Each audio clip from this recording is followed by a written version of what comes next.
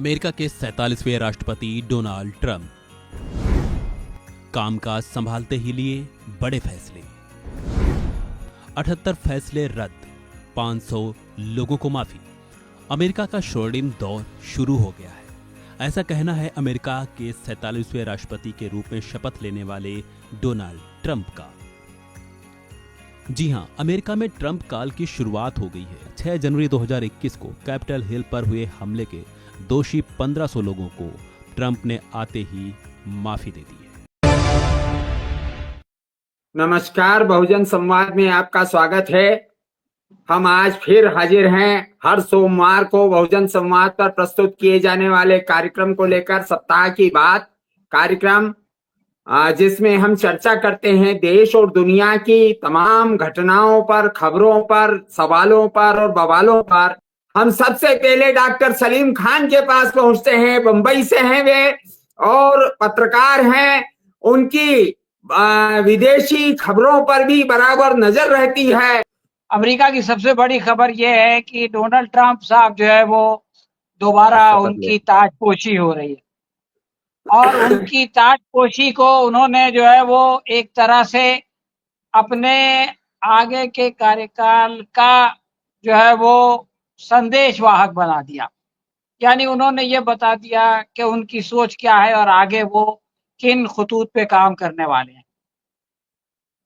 जिन लोगों को दावत दी गई और जिन लोगों को दावत नहीं दी गई, ये दोनों चीजें, जिनको आमंत्रण दिया गया और जिनको आमंत्रण नहीं दिया गया, वो दोनों चीजें जो है वो उनके आगे की जो रणनीति है वो उसको प्रस्तुत करती है।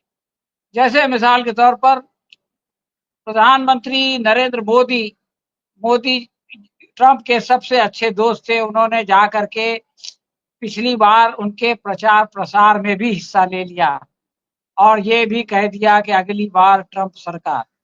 ऐसा कोई नहीं करता, कोई विदेशी नेता जो है वो किसी दूसरे का प्रचार नहीं करता।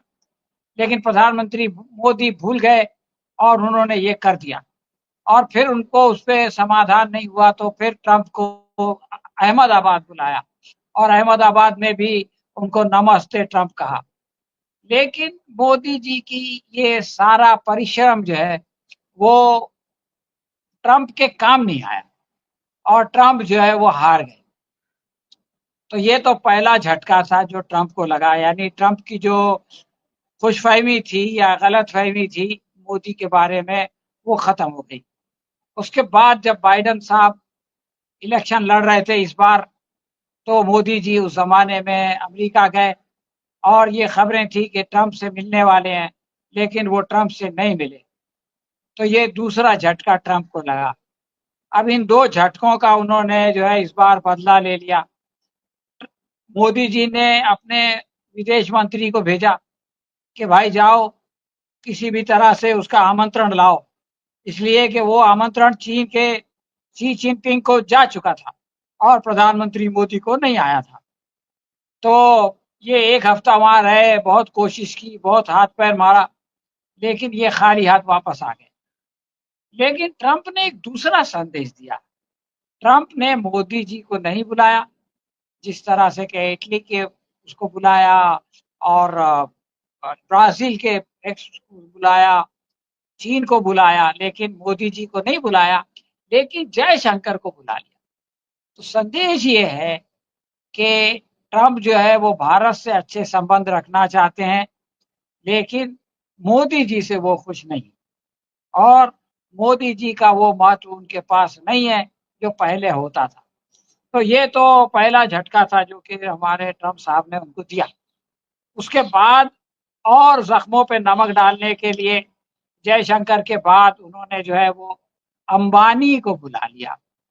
मोदी जी के चहीते अडानी को बुलाते तो मोदी जी सोचते कि चलो हम दोनों एक ही सिक्के के दो रूप हैं, मैं न सही तो अडानी सही, मेरी नुमाइंदगी तो वही कर सकता है।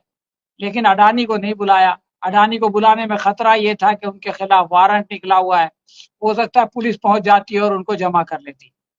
तो बहरहाल अडानी और अंबानी, अडानी के बजाय अंबानी को बुला लिया। अंबानी के भी बहुत अच्छे संबंध है मोदी से, लेकिन अंबानी के बारे में हम जानते हैं कि जब उनके बेटे की शादी हो रही थी तो वो खुद जो है वो सोनिया गांधी को बुलाने के लिए गए थे और राहुल गांधी से मिले थे। तो उन्होंने ये संकेत दिया था कि मोदी के साथ-साथ मैं जो है वो गांधी परिवार के साथ भी अच्छे संबंध रखना चाहता हूँ। हालाँकि मेरे को नहीं याद, मैंने नहीं पढ़ा कि वो मोदी को भी बुलाने गए थे, लेकिन मोदी जी उस शादी में गए थे ये मालूम है, और राहुल और सोनिया उस शादी में नहीं गए थे ये भी मालूम। तो अंबानी और उनकी पत्नी को बुलाना एक दूसरा संकेत था कि जो लोग मोदी को पसंद हैं, वो हमको पसंद नहीं है। तीसरा संकेत, उन्होंने दीपिका देशवाल को बुलाया। दीपिका देशवाल एक एनजीओ में काम करती हैं, उसका दुनिया में बहुत नाम है। 3 मर्तबा जो है वो यूनाइटेड नेशन में वो बात कर चुकी हैं और उनको 2 बड़े-बड़े पुरस्कार मिले हुए हैं। तो इसलिए उनकी इन अचीवमेंट्स के साथ पेश-ए-नज़र जो है वो दीपिका को भी बुलाया गया। तो यानी उन्होंने ये संदेश दिया कि भारत में जो लोग बड़े पूंजीपति हैं, वो हमारे साथ अच्छे रहेंगे। जो लोग सेवा का काम करते हैं, देश सेवा का काम या जन सेवा का काम, उनकी भी हमारे नज़दीक जो है वो कुछ न कुछ अहमियत है, उनको भी हम महत्व देते हैं। लेकिन प्रधानमंत्री मोदी जो है या उनके चहीते अडानी साहब हमारे साथ नहीं। अब आप देखिए कि उन्होंने कुछ और भी संकेत दिए। पाकिस्तान में उन्होंने बिलावल भुट्टो को बुला लिया, हालाँकि वो अभी कुछ भी नहीं है। एक ज़माने में विदेश मंत्री थे और बहुत छोटे मतलब हल्के-फुल्के कम उम्र सियासतदान हैं। लेकिन उन्होंने उनको बुला लिया और ये संदेश दिया कि साहब हम जो है वो अपने पुराने संबंधों की कद्र करते हैं। इसी तरह से उन्होंने एक और संदेश भी दिया, ब्राज़ील के जो भूतपूर्व अध्यक्ष हैं, राष्ट्रपति हैं, उनको बुलाया। वो साहब आजकल जो है वो जेल में है, उनके ऊपर करप्शन का इल्ज़ाम है और उनके ऊपर जो है वो तख्ता पलटने का भी इल्ज़ाम है और उनका पासपोर्ट भी ज़ब्त है। तो उन्होंने कहा कि भाई मेरा पासपोर्ट दिया जाए ताकि मैं ट्रंप के ताजपोशी में जा सकूँ। तो कोर्ट जज साहब ने इनकार कर दिया। उन्होंने कहा कि नहीं, इसलिए कि उनको इस बात का खतरा रहा होगा कि ये एक बार अमेरिका जाएँगे, तो फिर ये वापस नहीं आएँगे, वहाँ से फिर ऊपर ही जाएँगे। तो इसलिए जो है वो ट्रंप ने जो अभी वहाँ के अध्यक्ष हैं, उनको नहीं बुलाया, लेकिन ये कि पहले वाले जो राष्ट्र अध्यक्ष थे उनको बुलाया। तो यानी अपनी पुरानी दोस्ती जिनसे दोस्ती खराब नहीं हुई है, ट्रंप उसको निभा रहे हैं। सत्ता नहीं है तो भी निभा रहे हैं, जेल में है तो भी निभा रहे हैं। लेकिन जिससे दोस्ती में खटास आ गई है, वो सत्ता में है तो उसके बावजूद उनको नहीं बुला रहे हैं। एक और आखिरी बात मैं कहना चाहता हूँ, वो ये है कि ट्रंप ने जो है वो फ्रांस के और ब्रिटेन के दोनों के अध्यक्ष या प्रधानमंत्री को नहीं बुलाया। लेकिन वहाँ पर 2 बहुत ही एक्सट्रीम राइट लीडर हैं और मतलब जैसे अपने यहाँ विश्व हिंदू परिषद वगैरह को समझ लीजिए। तो उनमें एक है एरिक ज़मूर और एक है नाइजेल फ़राज। तो एरिक ज़मूर तो फ्रांस के हैं और फ़राज जो है वो यहाँ के हैं। इन दोनों को उन्होंने दावत दी और ये बताया कि जो लोग दुनिया में एक्सट्रीम राइट हैं, वो इनके चहीते हैं और वो उनको बुलाएँगे। एक और संदेश उन्होंने दिया, ट्रंप ने एक इस इलेक्शन से पहले आप देखें कि 2019 के इलेक्शन से पहले अमेरिका के मुसलमानों का सबसे नापसंदीदा लीडर या कैंडिडेट ट्रंप था।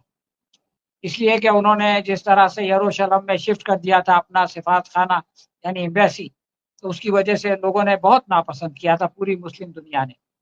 लेकिन इस बार उन्होंने मुसलमानों को उससे अप्रोच किया, उन्होंने मुसलमानों से कहा कि मैं जंग को रोक सकता हूँ, ये लोग जंग को नहीं रोकेंगे और मुसलमानों ने उनका बहुत समर्थन भी किया। तो आप ये देखिए कि इस जो समारोह हो रहा है, इसमें उन्होंने 3 धर्म के लोगों को बुलाया है। एक ईसाई धर्म के एक पादरी को बुलाया है। इसी तरह से जो यहूदी धर्म के एक बड़े यानी जुडाइज़्म के जो है वो बहुत बड़े धर्म गुरु को बुलाया है। इसी के साथ-साथ एक मुस्लिम धर्म गुरु को भी बुलाया और वो धर्म गुरु जो है वो मिशिगन के हैं और उनके बारे में मशहूर है कि वो इस्राइल के बहुत खिलाफ रहे हैं और इस्राइल के बहुत बड़े जो है वो क्रिटिक रहे हैं। तो ट्रंप ने जिससे दोस्ती किया, नई दोस्ती, तो उसको भी वो निभाने की कोशिश कर रहे हैं। एक और दिलचस्प बात बता के मैं अपनी बात खत्म करना चाहता हूँ कि नेतन्याहू का बेटा और नेतन्याहू की बीवी फिलहाल अमेरिका में है, किसी काम से गए हैं पता नहीं। ट्रंप ने उनको बुलाया लेकिन नेतन्याहू को नहीं बुलाया, तो ये भी एक संदेश है। तो इसमें ट्रंप वैसे उल जलूल बातों के लिए मशहूर हैं, झूठ भी बहुत बोलते हैं, लेकिन ये कि ये जो शपथ ग्रहण समारोह है, इसको जिस तरह से उन्होंने अपने मैसेजिंग के लिए इस्तेमाल किया, जिस तरह से उन्होंने बताया कि उनकी आगे की रणनीति क्या होगी, इससे पता चलता है कि वो खुद या उनके साथ जो लोग हैं वो उनको जो है वो इस तरह की प्लानिंग कर रहे हैं, उनके लिए इस तरह की रणनीति बना रहे हैं, वो उनकी सुन रहे हैं। और उनकी शुरुआत तो बहरहाल बहुत अच्छी हुई है। ये जो गाजा की जंगबंदी कराई, खुद हमास ने भी उनको क्रेडिट दिया है। अब आगे आगे देखिए होता है क्या। और एक हम लोग कव्वाली सुनते थे, आगाज तो अच्छा है अंजाम खुदा जाने। तो हम उम्मीद करते हैं कि आगाज की तरह अंजाम भी जो है वो अच्छा हो। अमेरिका में ट्रंप अपनी दूसरी पारी शुरू करने जा रहे हैं। आज शपथ लेंगे वो, और उसके बाद दूसरी पारी उनकी शुरू हो जाएगी। उसके क्या क्या संदेश हैं इस शपथ समारोह के, आपने विस्तार से बताया।